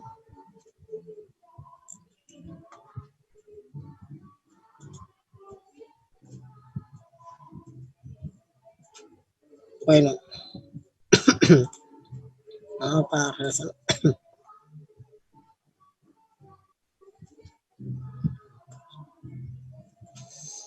Bueno, mis hermanos, aquí como pueden ver en el texto, aquí mira lo que está sucediendo. Aquí tenemos Mateo 17:21, pero este género no sale sino con ayuno y oración. En el texto receptos tenemos todo el versículo completo. Tenemos la palabra que se traduce, la palabra proseusis, kais, nestella, kais, nestella, proseusis, kais, nestella, que significa oración y ayuno. Pero mire que en la nueva, en este Ana, en la versión 28, ese versículo no existe, es decir, todo el versículo no está omitido. Y también en West Concord, también el versículo está omitido completamente. Aquí podemos sacar una conclusión. ¿Qué conclusión podemos sacar aquí con este? Que este pasaje de la Biblia aparece en el texto bizantino de Erasmo. Ya sabemos que lo que está sucediendo aquí, que es una nota marginal que hizo un copista del siglo XII después de Cristo, pero que este texto en la época apostólica, en la época de los padres de la iglesia, así siglo II, siglo III, siglo IV, o el siglo en adelante, ese texto no existía. Fue incorporado en el siglo XII después de Cristo, con la traducción que hizo Erasmo de Rotterdam, que es el Textus Receptus. Entonces la Reina Valera pues colocó Mateo 27:21, así como aparece en el texto Receptus. Y mire cómo la versión internacional, vamos a citar la versión internacional. La versión internacional encontramos en este pasaje, dice, mire que hay como un margen, este texto está omitido. En la TLA también está omitido. Mira, aquí en la TLA también no aparece, también está omitido. Entonces, ahora miremos que esto es una variable, aquí tenemos una variable. Esta variable, vamos a mirar si interfiere con la teología bíblica. ¿Cuál sería la teología bíblica? El ayuno y la oración.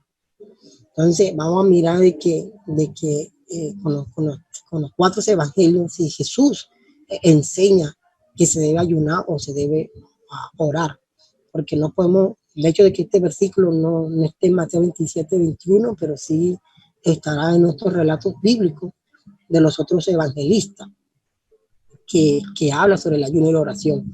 Entonces, podemos concluir, mis hermanos, que este versículo en los textos más antiguos no está, son copias, notas marginales que posteriormente, y la Reina Valera lo tiene porque ya sabemos que viene del texto de Erasmo de Rotterdam. Entonces, mire, hermano, en el momento de nosotros enseñar esto, no lo podemos tomar como un error bíblico, porque el hecho de que este versículo no esté en los textos antiguos, por lo menos en los códices de la Biblia, no quiere decir que este texto no se debe tener en cuenta. Sí se debe tener en cuenta, pero bajo un contexto bíblico, teológico bíblico, para hablar del ayuno y de la oración para fortalecer el espíritu. También se puede utilizar en ese margen. ¿Alguna pregunta?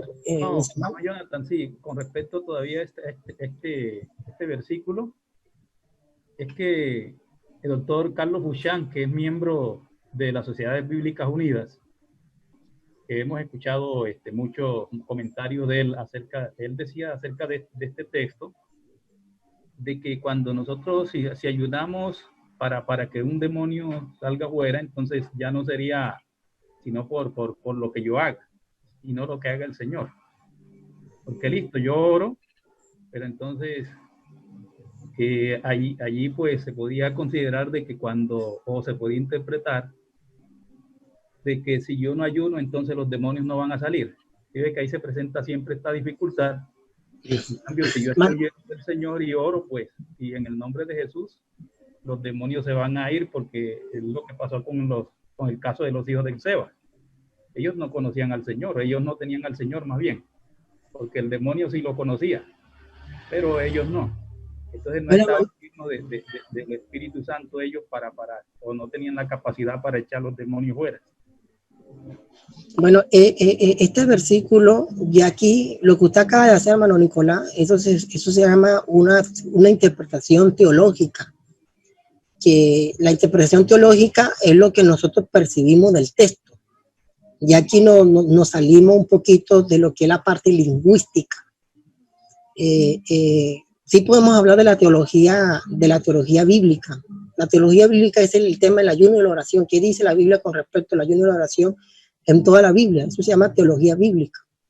Interpretación, este género, como es neutral, puede que se refiere al demonio o puede que se refiera a la incredulidad. El versículo no es claro. El versículo es un poquito oscuro en el momento de verlo. Entonces, yo como cristiano le doy la interpretación. No, ahí se está refiriendo al demonio. Listo, saco mi doctrina, mi enseñanza. Y además, usted tiene que ayunar y orar para que el demonio, porque los demonios tienen jerarquía. ¿No? Ahí forma una teología. O puede ser el otro, la incredulidad. Hermano, cuando la Biblia habla que este género sale con ayuno y oración, no se refiere a los demonios, sino a la incredulidad, porque para que usted pueda tener fe, usted debe ayunar y orar, y ahí está una teología. Entonces miren que tenemos dos teologías, dos interpretaciones teológicas, uno que habla de los demonios y otro que habla de la incredulidad, pero con el énfasis de ayuno y oración. Pero la teología bíblica sí me habla a mí de que hay que ayunar y orar. Y el ayuno y la oración son fortaleza del espíritu. Es decir, el ayuno y la oración lo que hace que fortalece es el espíritu. Tal como dijo Jesús, la carne, la verdad, está disponible, está dispuesta. Es débil, perdón. La verdad, la carne es débil, pero el espíritu está dispuesto. Es decir, ¿de qué se enfatizó él? En orar en el espíritu. Luego, en Efesios 6:18, Pablo dice: os ruego, hermanos, de que hacéis ayuno, súplica, que hacéis oraciones, ruego y súplica en el espíritu. Es decir, habla de una oración espiritual. Y luego en Corintios 14, habla el tema de las lenguas, dice: si yo oro en el espíritu, también oraré con el entendimiento. También vuelve otra vez y toca el tema del espíritu.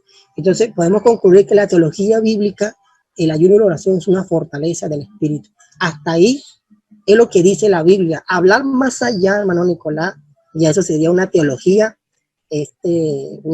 cristiana, no bíblica, sino cristiana. No quiere decir que no sea cierto, simplemente es de acuerdo al credo en que yo me encuentro. Listo, mis hermanos, sí me alcanzaron a comprender la diferencia entre la teología bíblica y la teología cristiana. No podemos llamarle ese nombre. Listo. Bueno, ok. ¿Alguien más tiene otra Otra pregunta, mis hermanos, porque ya son las 12 y tengo hambre, hermano. Marcos 9:29, si lo revisamos, hermano Jonathan. Listo, vamos a revisarlo. Marcos 9. 29. Acá revisado, Marcos 9, 29. Estamos aquí para los estudiantes. Estamos en vivo y en directo haciendo traducciones directamente de los manuscritos y haciendo un análisis contextual.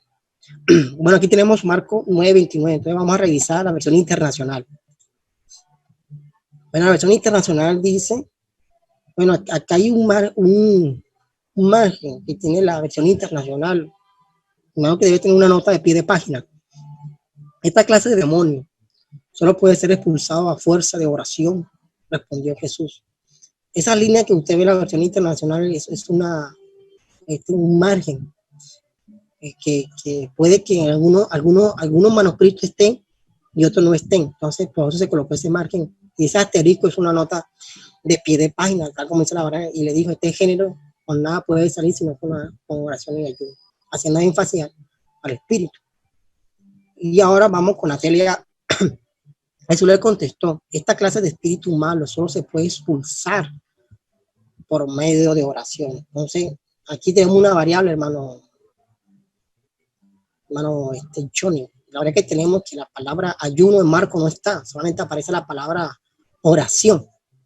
En la versión internacional aparece oración y en la TLA aparece oración. No dice más nada. Entonces vamos a revisar los textos críticos.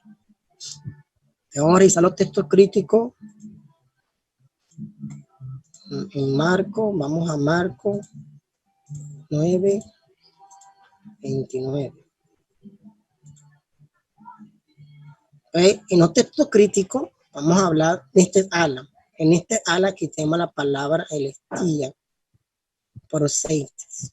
Es decir, este género sale con oración. Solamente llega hasta, hermano Johnny. El texto de Néstor Ala solamente llega hasta la palabra oración, dice. Y este género solo sale con oración. Hasta ahí dice. La palabra dunatais. Exceltis eis me en procesis, sí, que significa, y este género solamente sale con oración. Hablemos ahora, miremos el texto Westcott Hort. En Westcott Hort tenemos la palabra lo mismo, igual que aparece en este ala, dunatis, exceltis, eis me en procesis, significa, y este género sale solamente con oración. No aparece la palabra ayuno, hermano. Pero si leo el texto el texto Receptus de Erasmo, de Rotterdam, y en el texto Receptus de Erasmo, aquí la terminación dunatis, exceltis, eis mi procesis, cais, en estellas. Entonces, en el texto Receptus sí tenemos la palabra oración, la palabra ayuno, perdón.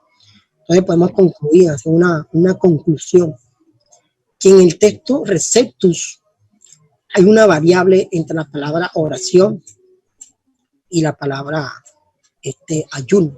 Entonces en el texto Receptus se incorpora como una nota marginal o secundaria a Marcos 9:29 para hacer referencia a la palabra ayuno, es decir, como quien dice, el escriba lo que hizo fue como que reforzar, no solamente con ayuno, sino también no solamente con oración, perdón, sino también con ayuno. Entonces refuerza el texto al colocar esta nota marginal. Luego, los otros textos, como Néstor Ala, Westcott Hort, estoy hablando del Códice Sinaítico, Vaticano y Alejandrino, en estos pasajes no aparece la palabra en estella, sino la palabra proseisis, es decir, oración, hasta ahí termina, es decir, este género solamente sale con oración, hasta ahí. Es decir, hay que orar mucho para que este género salga. Entonces, ¿qué está pasando aquí? ¿Por qué en Marco aparece y por qué en Mateo no aparece? ¿Cierto? Ya vamos a entrar lo que se llama una armonización sinóptico de estos tres evangelios. Para los que me están escuchando, Marco fue el primer evangelio que se escribió del Nuevo Testamento. Mateo escribió basado al Evangelio de Marco. Por eso que el Evangelio de Marco es un evangelio breve, y Mateo escribió en base de este evangelio. Por eso que muchas de las historias de estos dos evangelios son muy peculiares. Entonces, ¿qué hizo el copista posteriormente? Es decir, el copista de Erasmus de Rotterdam, el texto Receptus. Lo que hizo fue que copió el versículo de Marco 9:29 y lo puso en Mateo 21, en 17:21, para que armonizara con el evangelio de Marco. Eso es lo que el análisis que podemos ver. En cuanto a teología bíblica, aquí la versión internacional y la versión, la TLA, ya le da una interpretación al espíritu. Este género solamente sale con ayuno de oración, haciendo énfasis al espíritu. Ya ahí estaría lo que, vuelvo y repito, mis hermanos, a una teología cristiana. La teología bíblica sí se está, aquí ya con este pasaje bíblico ya estaremos enfatizando más, hacer un estudio bíblico, lo que es, para qué sirve la oración y el ayuno con respecto al tema de los espíritus o el tema de la incredulidad. Ya ahí va a variar dependiendo de lo que yo quiera analizar o estudiar en este pasaje de la Biblia. Alguien dijo, el hermano Carlo Mario, dice, puede ser no una armonización, sino una hipótesis personal. Bueno, hermano, ¿por qué dice que puede ser una hipótesis personal? Lo escucho. Hermano Carlo Mario, si puede, por favor. Me dice que se le fue el audio. Bueno, aquí el hermano coloca, me dice que puede ser una hipótesis personal. De pronto el hermano no estuvo presente cuando dimos las causas, errores, variables y causas del texto bíblico. Una de las variables de causa de los textos bíblicos, hermano Carlos, fue que, bueno, aquí voy a mostrar la diapositiva para que el hermano pueda mirar cuáles son esas causas. Esperamos un segundito, aquí está mi hermano. Aquí tenemos los principales errores y variables y su causa. Estos son las variables y errores que de pronto un texto, porque en ciertas palabras o frases aparecen en la Biblia. Entonces, en algunas copias, estos son los principales o la base. Y aquí tenemos la última, la inclusión de notas marginales y secundarias en el texto. Entonces, si esa palabra o esa frase no está en algunos manuscritos, y en algunos manuscritos sí está, eso se puede concluir, hermano Carlos, que fue una nota marginal secundaria, del texto. No estamos hablando de hipótesis, sino que estamos hablando por qué se introdujo en el texto.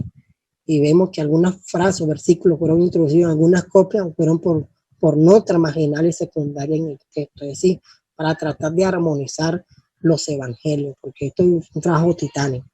Entonces podemos concluir, hermano Johnny, que Marco 9:29 en los textos críticos más exhaustivos no aparece la palabra ayuno. Mateo en 17:21 no aparece el versículo. El copista lo que hizo fue que armoniza Marco con Mateo para que haya una armonización evangelística. La palabra ayuno fue incorporado posteriormente en el siglo XII después de Cristo para reforzar, podemos decir, lo que vemos aquí está reforzando la oración que la acompañe también con ayuno. De ahí en adelante, hermano, ya eso sería teología cristiana. Otra pregunta, mi hermano. Bueno, la última para terminar. El hermano habla de los textos sobre unos errores involuntarios, pero pues viene a mi mente que de pronto hay algunos que no son tan involuntarios, sino que quieren plasmar su dogma, su teología. ¿Qué opinas sobre eso? No todos los errores Pues la Biblia no tiene errores, sino las traducciones. La Biblia sabemos que es inspirada por Dios y no tiene errores, pero algunas traducciones, sus errores se han cometido involuntariamente, como lo vemos en la diapositiva, pero también habrán unos que podrían ser voluntarios, como el caso de la predestinación que nos hablaba la vez pasada.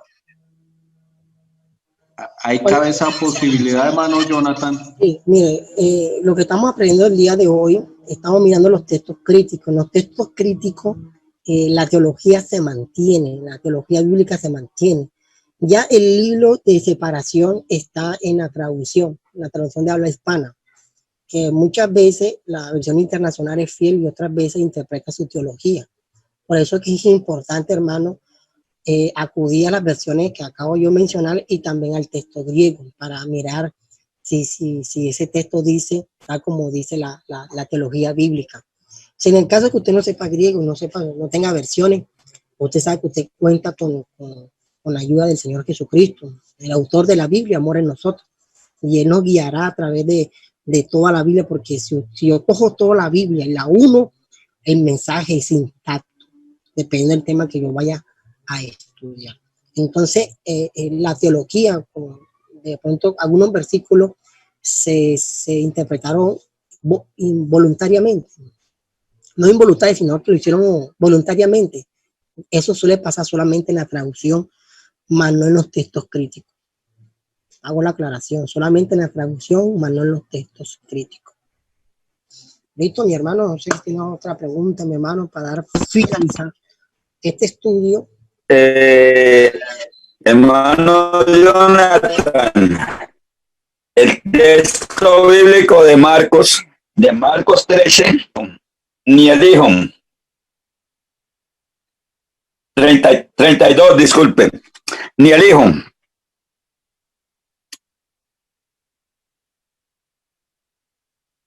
¿Cuál es el texto que dice el hermano Pedro? Marcos 13, 32. Ni aún el hijo sabe la hora. Marcos 13, 32, hermano Jonathan. Con esa terminamos.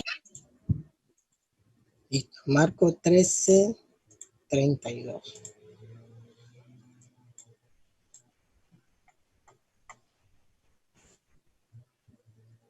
Bueno, aquí acabo de compartirle pantalla. Bueno, aquí dice, pero de aquel día ni la hora nadie sabe, ni aun los ángeles que están en el cielo, ni el Hijo, sino el Padre. Vamos a mirar la versión internacional.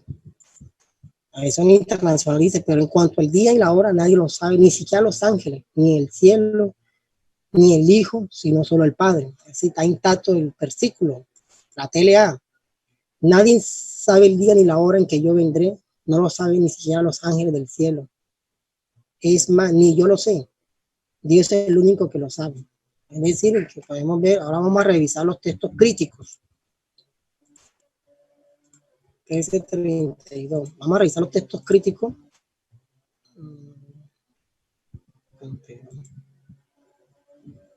Los textos críticos, bueno, vamos a empezar con Nester Ala. Nester Ala, aquí tenemos la palabra, pero aquel día nadie lo sabe, solamente los ángeles, aunque está la palabra que está, se lo voy a subrayar para que usted lo vea. Audes, Angelois, que está en los ángeles del cielo. Urano significa cielo. Audequius significa ni el hijo. Esta es una palabra, esta palabra es una conjugación negativa. Está negando algo. Ni el hijo. Audes gius, joquius. Y tenemos la última palabra, eis mes pater, ni aún el Padre. Entonces, en este ala, ya aparecen los tres. En el texto Receptus de Erasmo de Rotterdam, lo mismo, Angelois, Hois Uranus, Udet, Togius, eis mes pater. ¿Sí? Ni los ángeles del cielo, ni el Hijo, ni el Padre. Y en Westcott Hort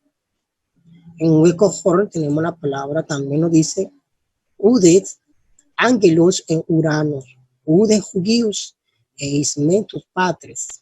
Pater significa ni los ángeles del cielo, ni el Hijo, ni el Padre. Así que en Marco el texto está intacto, hermano Pedro. Es decir, de pronto la variable que usted me está hablando es de Mateo. Vamos a Mateo, alguien que me colabore con Mateo. ¿Dónde está este pasaje en Mateo? 24:36. Mateo, vamos a Mateo 24:36, hermano Johnny. Sí. 36. Bueno, aquí está. Pero aquel día ni la hora ni lo saben ni aún los ángeles de los cielos, sino solo mi Padre. Así que en la Reina Valera de Mateo 24:36 no aparece la palabra hijo. Solamente dice ni los ángeles de los cielos, sino solo mi Padre. Y si leemos la versión internacional, vamos aquí a activar la versión internacional, que no la tengo activada aquí, vamos a activarla. La versión internacional dice, pero en cuanto al bien ahora nadie lo sabe, ni siquiera los ángeles del cielo, ni el Hijo, sino solo el Padre. Es decir, mire hermano, esto es sorprendente lo que ustedes van a oír ahora, esto es sorprendente. La Reina Valera no tiene la expresión hijo en Mateo 24:36, pero la versión internacional sí tiene la palabra hijo. Entonces, vamos a mirar el texto recepto, porque la Reina Valera viene del texto recepto. O sea, este texto recepto es un texto bizantino. Entonces, el texto recepto, aquí lo voy a subrayar, udes o ángelos tus uranos, ¿sí? Ni los ángeles de los cielos, eiso pater, tu nomos, que dice ni el Padre, sino solamente mi Padre, dice, sino solamente mi Padre, nomos. Nomos significa monos, este mandamiento o regla o gobierno, no solo mi Padre, solamente, perdón, mono significa uno, aquí viene la palabra monolatría, todos padres, sino solo mi Padre. Es decir que el texto receptus solamente dice ángeles de los cielos y mi Padre, y solamente mi Padre. Más cambio en este ala, la edición 28, tenemos udes ángelos tus uranos, ¿sí? Ni los ángeles del cielo. Luego tenemos la palabra ude, tus hijos, ni el Hijo. Luego dice eis me tu patron monos, solamente mi Padre. Y el texto Westconhor, que Westconhor, aquí está, Westconhor dice ude ángelos tus uranos, ude está Dios, eis pater nomo, solamente mi Padre. Podemos concluir, mis hermanos, que el texto receptus, la versión Reina Valera, omitió o no colocó la expresión el Hijo, ni el Hijo. Y lo que hace las versiones internacional es que recrea, construye, como dice el Códice Sinaítico Vaticano, para que esté a la par a Marco. Por eso es importante, hermano, que para poder entender el Evangelio de Mateo, es indispensable nosotros conocer el Evangelio de Marco, porque Marco fue el primer evangelio que se escribió, lo tengamos en cuenta cronológicamente, y sobre Marco escribió Mateo. Entonces lo que hace estas versiones internacionales, la versión internacional y la TLA y los textos críticos es que armonizan los pasajes bíblicos de Mateo y de Marco, que hagan una armonía. Entonces colocan la palabra el Hijo. ¿Esto interfiere en la teología? No interfiere en la teología. Al contrario, acuérdense, si Marco no lo dice, si Mateo no lo dice, Marco lo dice. Y si Marco no lo dice Mateo, pero entre ambos se armoniza. Entonces aquí damos finalizar, no sé si tienen alguna pregunta con lo que hemos hablado. ¿Alguna pregunta con lo que hemos hablado, mis hermanos? Bueno, pues yo creo que muy bien todo por hoy. Agradece a hermano Jonathan su tiempo. Bueno, a Eliseden, a los hermanos que se conectaron. Excelente. Es un estudio bastante, Bueno, bastante extenso, bueno, para ir comprendiendo sobre este tema tan importante de las versiones. Amén. A Amén. todos, bueno, agradecer la compañía. Si Dios lo permite, entre 8 días seguiremos hablando sobre estos temas de las traducciones bíblicas. Hermano Carlos Mario, hermano Elicen, hermano William, hermano Pedronel, hermano Salomón, a hermano Nicolás, a Gerson, hermano Nelson, hermano Ronald, hermano Leonardo. Bueno, todos, bueno, vamos a concluir y bienvenidos. Esa es la idea, capacitarnos para comprender mejor el texto y así poderlo explicar con la dirección del Espíritu Santo. Entonces, hermano Elicen, concluya con una oración. Ya el audio y el video lo subiremos. ¿Cómo les pareció la temática, hermano Elicen? Excelente, excelente, ¿no? Está bien, está bien. Había algunas inquietudes importantes de estos textos. Por ejemplo, pues uno escucha tanto, por ejemplo, de Mateo 28, 19, que siempre algunos teólogos siempre han dicho que este texto realmente no está así en el original.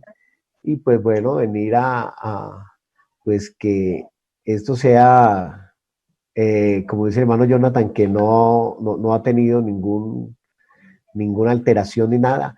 Lo que entonces sí se le podía hacer alguna cuestión como a estudiarlo gramaticalmente, ¿no? Gramatical. Así, hermano, hacer un estudio gramatical. Un estudio gramatical, y eso es lo que poco nosotros le hacemos a la Biblia, estudios gramaticales. Entonces, muy interesante, y ya pudiéramos explicarlo, porque realmente nosotros no tenemos problemas con ese texto de Mateo 28 y 19, sino que hay que estudiarlo, creo que gramaticalmente. Bueno. Listo, vamos a almorzar. Para la próxima clase voy a compartir un tema, que es la diferencia entre la teología bíblica y la teología filosófica. Esa va a ser la próxima temática, la teología bíblica y la teología filosófica. Ok, excelente, compañeros. Bueno, vamos a orar.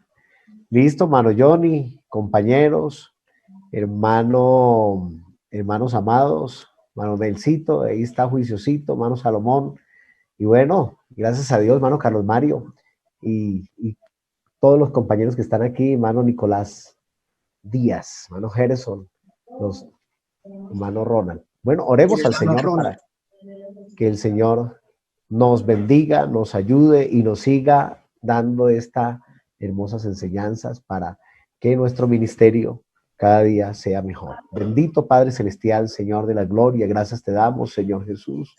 Bendito sea el nombre de Jesús. Gracias te damos por la disposición de nuestro hermano Jonathan, Señor Jesús, para impartir este conocimiento tan importante que lo necesitaremos en nuestro ministerio, Señor Jesús. Gracias te damos, Señor, por tener personas importantes, Señor Jesucristo, en el estudio de la palabra. Señor, bendice a cada pastor, a cada ministro, bendícenos en el nombre de Jesús en este día, y gracias, Señor, por este sorbo de teología, Padre Celestial, de filología. Gracias te damos, Señor Jesús. Amén y amén. Hermano Pedrito, bendiciones.